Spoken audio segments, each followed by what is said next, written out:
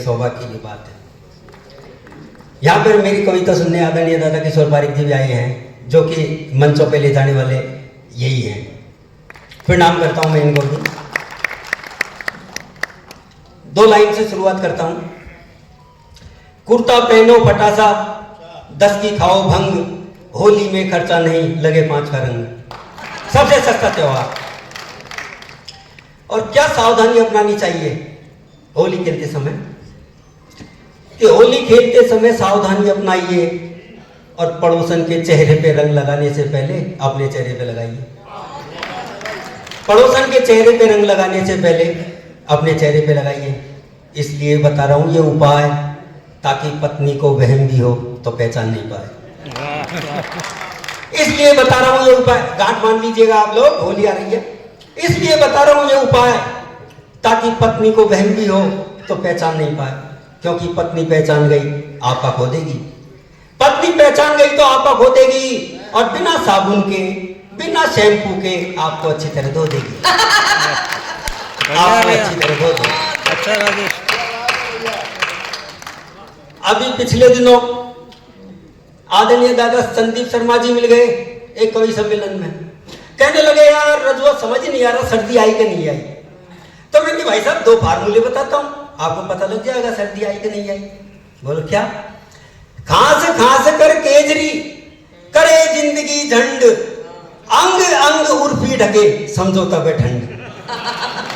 अंग अंग उर्फी ढके समझो तब ठंड। क्या बात है।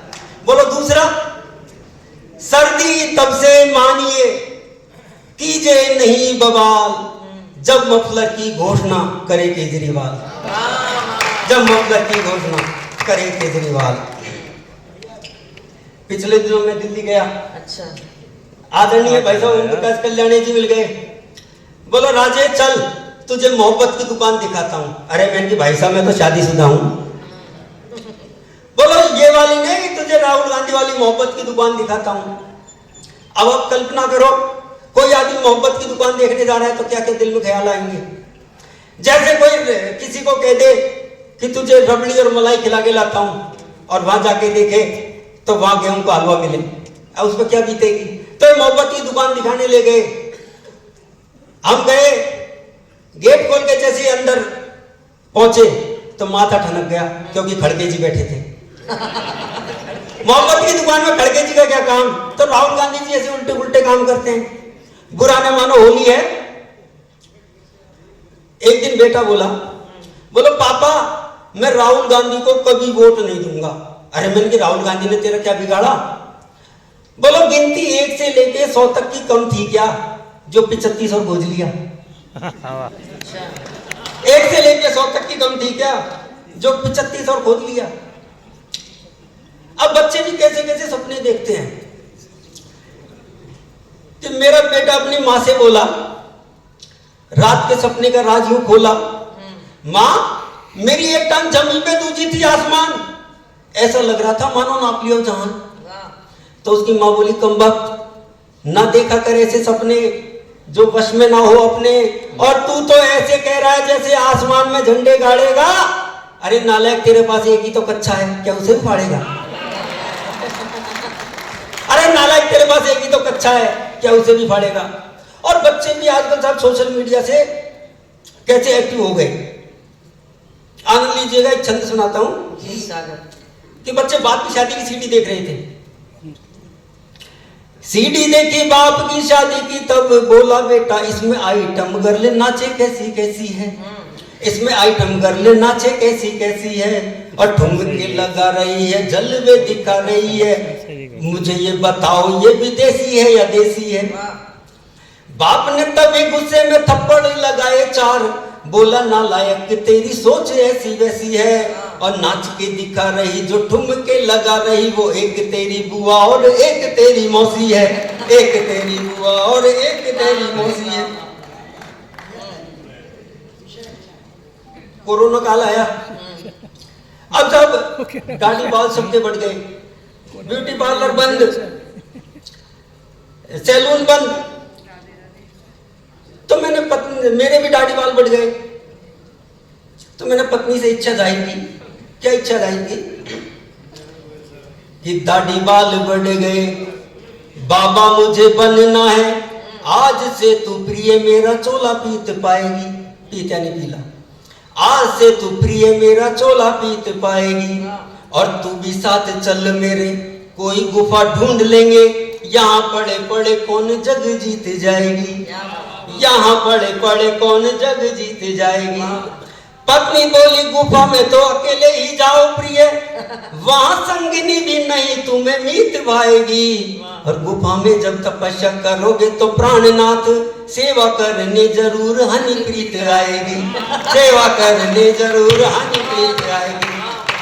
एक कवि श्रोताओं से बार बार कह रहा था तालियां बजाओ मुझे स्टार्ट कर दो, तालियां बजाओ मुझे स्टार्ट कर दो, वो स्टार्ट ही नहीं हो रहा। सामने उसकी पत्नी बैठी थी, बोलो ताली बजाने, बोलो स्टार्ट करने के लिए किक लगाऊं के।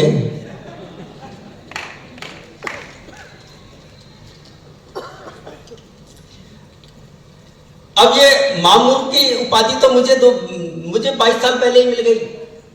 एक किस्सा सुनाता हूं।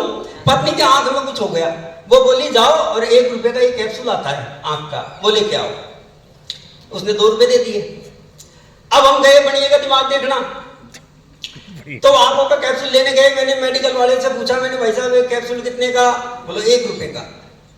अब अपन ने दिमाग लगाया, मैंने कहा 2 रुपए के दे दो। अपन क्यों गए 2 दे दो, मैंने कहा 2 रुपए के दे दो, तो भाई ने 3 दे दिए। अब खुशी खुशी लेके मैं घर पहुंचा। पत्नी ने पूछा कितने का लाए? मैंने कहा 1 रुपए का एक था, लेकिन अपन ने दिमाग लगा के 3 लिया है। बोल 3 तो आते ही हैं। बोलो 3 तो आते ही हैं। इतने में मेरा बेटा आया, बोल पापा क्या हुआ?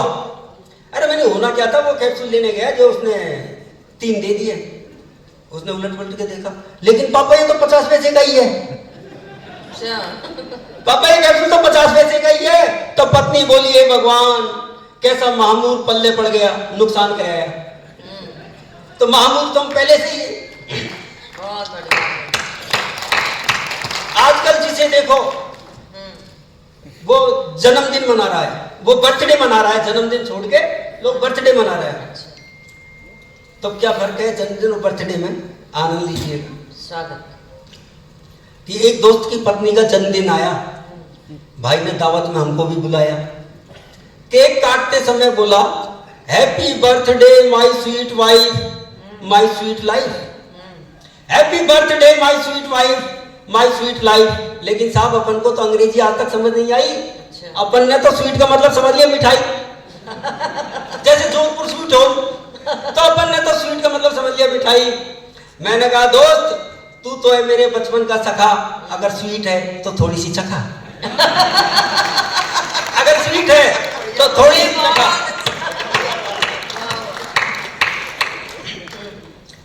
वो एक बार जब मैं अपनी पत्नी को डॉक्टर को दिखाने जा रहा था, रास्ते में आदरणीय दादा सुरेंद्र यादव जी मिल गए। बोलो रजुआ कहाँ जा रहा है? मैं दादा पत्नी कमजोर है, डॉक्टर को दिखाने जा रहा हूँ। पत्नी कमजोर है, डॉक्टर को दिखाने जा रहा हूँ। तो ये बोले मुसीबत जितनी कमजोर उतनी अच्छी, मुसीबत जितनी कमजोर उतनी अच्छी। फिर इन्होंने क्या क्या फायदे गिनाए। बोलो पत्नी अगर कमजोर है तो खाना कम खाएगी और बस और ट्रेन में खिड़की से ही चढ़ा दी जाएगी।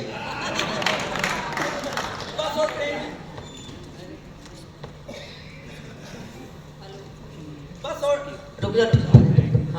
बस और ट्रेन में खिड़की से चढ़ा दी जाएगी। और तालियां तो अगले बात पे उठे कि बस और ट्रेन में खिड़की से चढ़ा दी जाएगी। और अगर तेज तूफान में पत्नी बदलने की नौबत आई तो सबसे पहले बारी तेरी ही आएगी, तो सबसे पहले बारी तेरी ही आएगी। अच्छा विश्लेषण है भाई। दिवाली बार कोई कुछ न कुछ खरीदारी करने जाता है, तो मैं भी गया अपनी पत्नी के साथ। अब आनंद लीजिएगा। दिवाली पे बाजार में संग गया, पत्नी के कसेरे से बोली एक लोटा भी दिखाइए।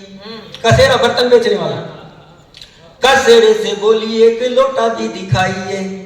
छोटे छोटे मुंह वाले लेके आया कई लोटे, मैंने कहा भाई बड़े मुंह का भी लाइए, मैंने कहा भाई बड़े मुंह का भी लाइए। सुनते ही पत्नी बोली ले लो अब जैसा भी है, शगुन के काम में न टोक भी लगाइए। पत्नी की तरफ देख मुंह लटकाए बोला, इसे मैं मांझूंगा कैसे मुझे भी बताइए। बर्तन मांजने काम तो मेरा। और साहब पत्नी, वाह भाई वाह वाह वाह, एक बार तालियां बजा दो यार। पत्नी नहीं थी वो एक बार ही कर ली, अब नहीं करती। एक छंद से और जोड़ता हूं। पत्नी बोली एक बार ले चलो मुझे बाजार, सब्जी मंडी लेके गया तब राजी राजी में।